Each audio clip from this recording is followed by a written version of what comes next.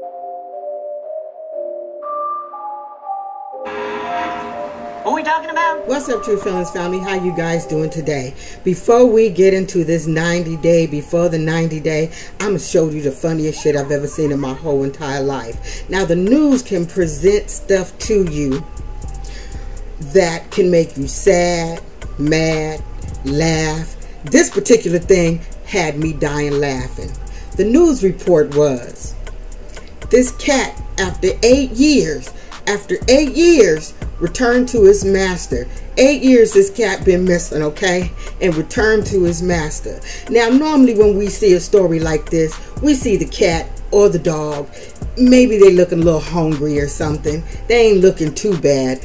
But what they put on that news had my mother laughing so damn hard that she stopped laughing. Like, you know, when a baby get hit and they cry, I looked at her, I stopped laughing. I'm like, ooh, shit, do I need to hit her in her fucking back? And then we was crying. Let me show you this damn cat. Now, I'm sorry, I couldn't help but to laugh when this cat came on my TV.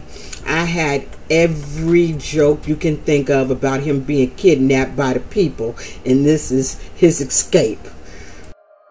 Went back to the newscast. There was 2 white guys and a black lady. She could not keep it together. She said, just move on. No one could keep it together after seeing the picture of that damn cat. That was absolutely hilarious. Pierre is finally back home. I'm gonna say this. 90 day before the 90 day is better than Love After Lockup right now, with the exception of GINO and JAZMINE's goofy asses. Other than that, I'm kind of enjoying the season and the people that they got on here. But we're going to start with Riley and Violet. You know I've been on Violet's side for a minute now because I think Riley's kind of an asshole. But what I discovered by watching the both of them, they're both assholes and they're both bitter Bettys. He has issues from his past relationships and so does she. So they got this trust thing. They're both stubborn and they're both not just going to give in. But this week, Violet just proved what she trying to play a victim, and she trying to play us for fools like she don't understand English, and we know damn well she understand English very well. Let's just get to it. You watched it. So all of a sudden now she's sitting there. Now I agree, he did go in too hard on her. She felt trampled over. We get all that. We didn't like that, but don't sit there and act like you don't know English, girl. You know that you know English very well, or because he said so many things to you that you understand. Why you still on the app ain't hard. You really answered the damn question when you told her you couldn't do it because of your password, which could be true.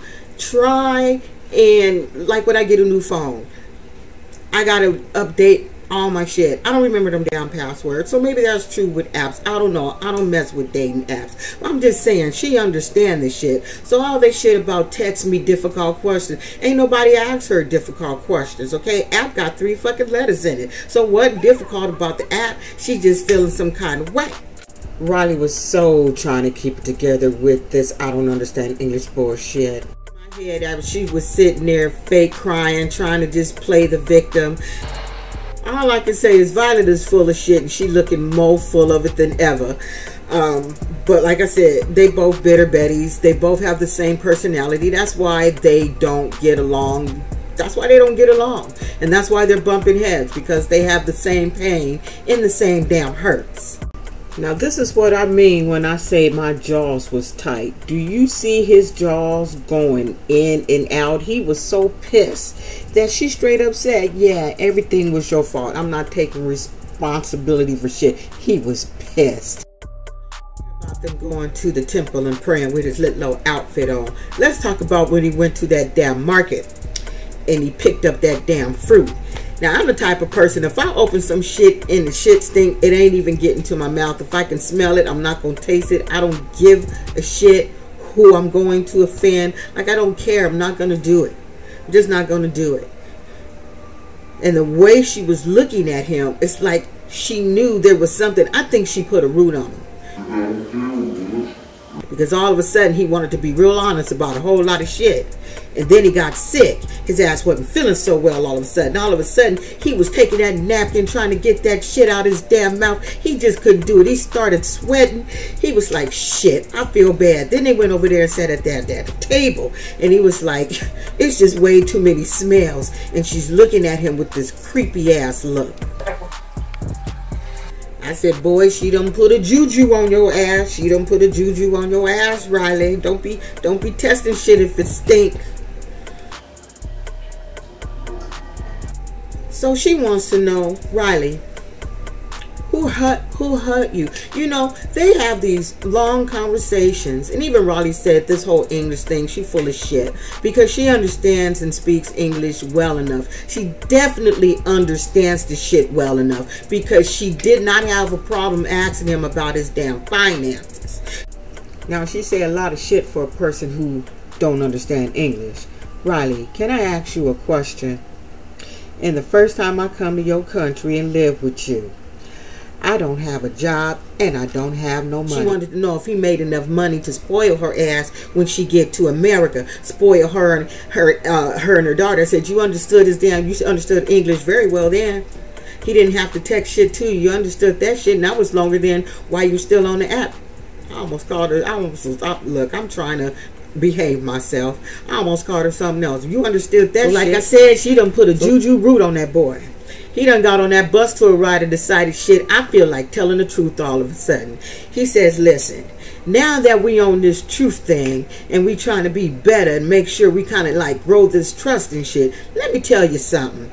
I thought about getting an investigator because I think you a lying ass motherfucker.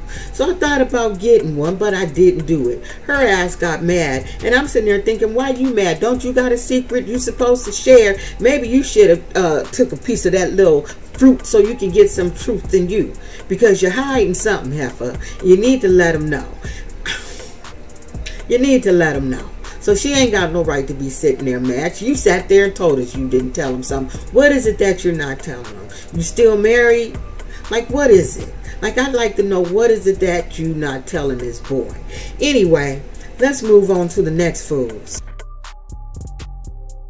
I'm going to split the people up so I ain't here for a long time because my hand is hurting. So let's go to MISHA and NICOLA. I like Nico. You know why? Because I like assholes. He just say what he want to say and he feel how he feel and he don't care. Now what I don't understand is why is she interested in this man? All he know how to do is fish. He is 45 years old. He ain't never said he did anything other than fucking fish. So what is it that she sees attractive about Nico? Because if your pockets is that weak, there ain't nothing attractive about you. Not that I need you for your money or nothing, but dude, you got a fishing pole and you live with your mama.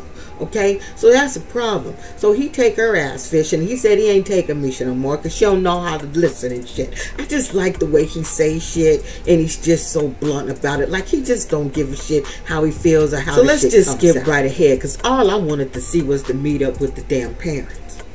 So he take old MISHA over to see his mama. Now she came with the flowers and the gifts and shit. Now, Mama sitting there saying, I ain't saying this, don't be offended how I'm going to say this, because I'm saying this is what Mama was thinking. Who this white lady you brought here in my house? Who is this white lady you done brought into my house? She cute and everything, but who is this white lady you brought in my house? Why is she here, Nico? Because Nico ain't never brought no woman to the house, so she don't understand why that lady there in that house. Come on, y'all, look at her face. You know she said, who this white lady in my house? You know that's what she's saying. So Nico is a complete asshole. She want to try to communicate with Mama, and he's like, I don't have to, MISHA. He said, I don't have to. I don't want to do it. And I'm sitting there thinking, well, that's why she over here to meet your mama. You got to translate. He did not give a shit. Mama was sitting there just like, you know what, I'm going to go make me some little roll-ups, some shit. She went in there and made some roll-ups to get away from MISHA. And MISHA's like, let's go in there and watch. So she's making her little food and shit. And there here come Despicable Me and Uncle Fester coming to the door. I died laughing. I said, oh my God, Lord in heaven, this is Despicable Me and Uncle Fester as brothers. They are just lookers, in my opinion. I won't say nothing past that, but they're lookers. So now they want to know where this white lady sitting in the house too. They want to know, Nico, who is this lady? They trying to get to know her and everything. She's telling them a little bit about herself and shit. She still want Nico to translate. Nico said, I ain't gonna do it. I don't want to do it. She says, Nico, why are you acting like this? He says, this is who I am, Misha. This is who I am, Misha. I'm like, he's an asshole, Misha. He's telling you right now. What is about him that is so attractive? So the brother's like, why is she here? Why this white lady in the house, Nico? Who is she? So then they start telling the brothers what she got going on. Her 2 kids, divorce, blah, blah, blah. So they translate to the mother. And I laugh because the mother didn't give a shit.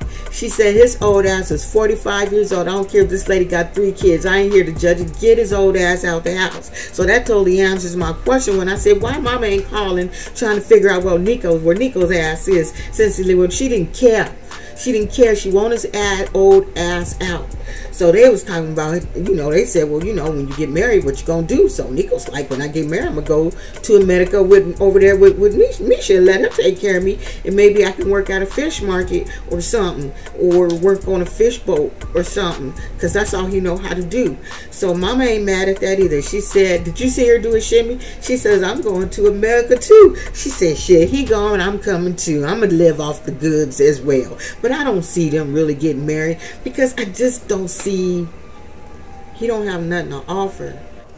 Now this is an asshole at its best when he's plainly saying to you, I don't give a shit what you talking about right now. I'm bored. You done told me this shit before. This is some real asshole shit right here. Now I'm gonna end this with Jasmine and Jasmine, why can't I remember his name? Jasmine and that other fool. I can't remember his name right now for some reason. Jasmine and GINO. I don't do their bullshit, but I'm looking at this argument that they had because she wants him to continue to pay for shit that he don't want to pay for. And now he finally speaking up for himself and saying, I'm not going to pay for this shit. I can't afford it. That's the way it is, period. You don't need a place for $3,000. You need to find something your punk ass can't afford. Well, he can afford, period. Or she can work. She's saying she can't work. Well, if you can't work, then you need to cheapen down. Anyway, you see that they get into this whole argument. She throwing his clothes. He's like, fuck it, I can throw your clothes out too. She's all yelling and crying. But here's where she draws the line. Did you hear what she said to that man?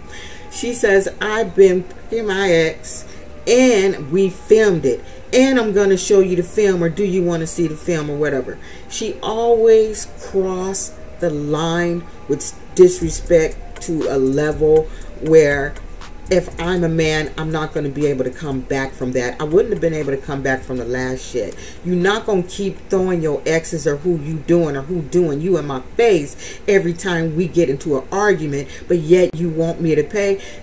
I wouldn't be paying shit. If GINO stays, they plan. Because the way she ended with the cry, they plan. Because I wouldn't go back to, I would get my ass on a plane. It's like, I'm not paying shit. This is you out. In fact, I'm going to stay here till the lease is up so I can make sure you move the fuck out and that you don't damage nothing. That's what I would do with GINO, because I'm petty. No, I'm not moving out of my house, but you move out. Go stay with the person you was doing it to. Or maybe she did it and filmed it. I don't know. In their own house. But, yeah, she be doing too much. If he go back, whatever she serve you, you're going to have to eat it and take it if you go back, because apparently you like that type of abuse. Anyway, as you guys notice, some things may be different with the scenes. I need to knock it off. I tell people, if you are trying to do YouTube, don't copy my ass. I get in trouble all the goddamn time, y'all. I'm always getting copyrights, but they're copyrighting me from shit from like 2020 and 21. They're starting that cycle again. So I'm going to have to knock it off. Not that I give a shit. You know I don't give a shit about the money and none of that. I never have.